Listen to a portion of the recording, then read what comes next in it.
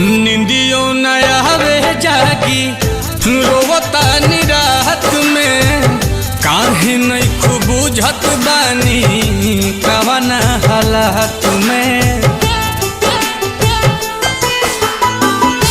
निंदियों नया वे जागी रोवता निराहत में काहे नहीं खूब बुझत बानी कवना हालात में।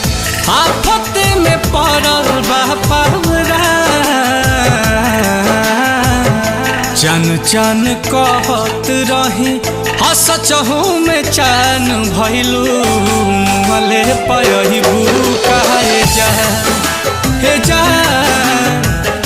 चन चन कहत रही हसचहू में चान भइलू मले पय